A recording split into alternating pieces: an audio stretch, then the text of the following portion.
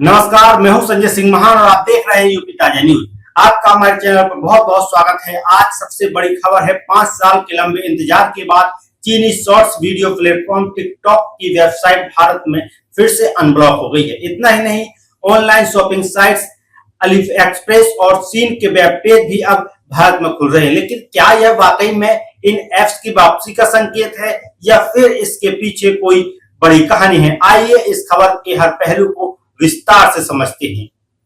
शुक्रवार 22 अगस्त 2025 की शाम से भारत के कुछ यूजर्स ने दावा किया कि टिकटॉक, अली एक्सप्रेस और सीन की वेबसाइट को एक्सेस कर पा रहे हैं। हालांकि ये एक्सेस सिर्फ होम पेज तक सीमित है। यूजर्स ना तो टिकटॉक का वीडियो अपलोड कर पा रहे हैं, ना ही देख पा रहे हैं, ना ही अली एक्सप्रेस से शॉपिंग कर पा रहे हैं। लेकिन ध्यान देने वाली बात यह है कि टिकटॉक और अली एक्सप्रेस के ऐप अभी भी गूगल प्ले स्टोर और एप्पल ऐप स्टोर पर उपलब्ध नहीं है, यानी ये ऐप अभी भी बैन है। वही सीन का ऐप गूगल प्ले स्टोर और एप्पल ऐप स्टोर पर डाउनलोड करने के लिए उपलब्ध हो गया है, जो रिलायंस रिटेल के साथ साझेदारी में भारत में पहले ही लॉन्च हो चुका है। इस खबर के वायरल होने के बाद भारत सरकार ने अपनी स्थिति स्पष्ट की। न्यूज एजेंसी एएनआई के हवाले से सरकारी सूत्रों ने बताया कि भारत सरकार ने टिकटॉक को अनब्लॉक करने का कोई आदेश जारी नहीं किया है। ऐसी किसी भी खबर को भ्रामक और गलत बताया गया। वहीं इलेक्ट्रॉनिक्स और आईटी मंत्रालय की ओर से भी कोई आधिकारिक बयान नहीं आया है।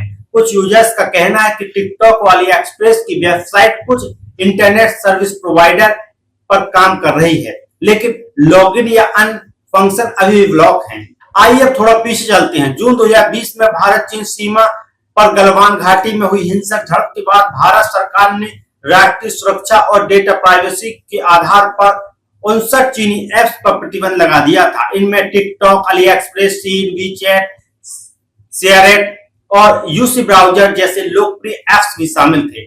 भारत सरकार का कहना था कि ये ऐप्स यूजर्स का डाटा चीन सरकार के साथ शेयर करती है, जो देश की संप्रभुता और सुरक्षा के लिए खतरा है। इसके अलावा टिकटॉक पर पोर्नोग्राफी को बढ़ावा देने और डेटा चोरी के आरोप लगे थे।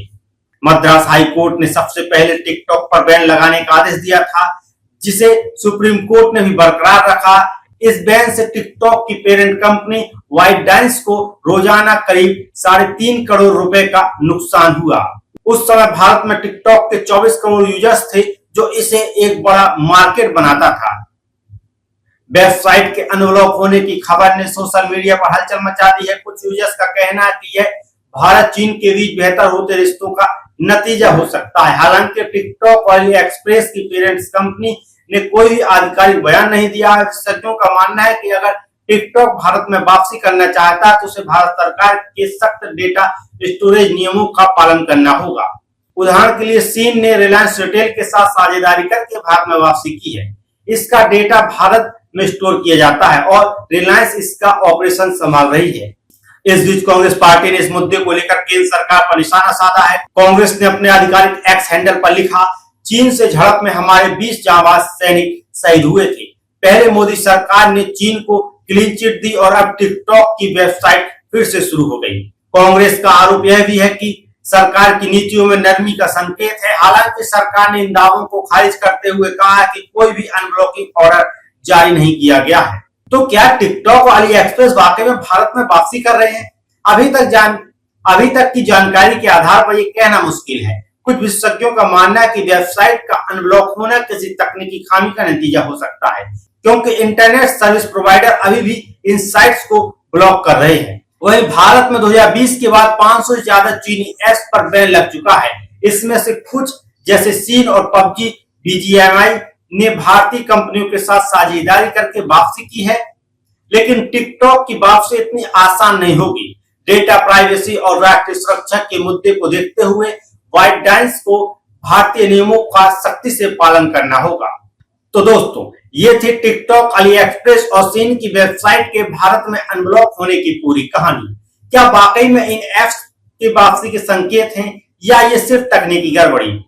अपनी राय हमें कमेंट सेक्शन में जरूर बताएं। फिलहाल के लिए आपका वीडियो को देखने के लिए बहुत बहुत धन्यवाद। आप देख रहे थे यूपी ताजा न्यूज और मैं हूं संजय सिंह महान। फिर मिलूंगा एक और नई विस्तृत रिपोर्ट के साथ।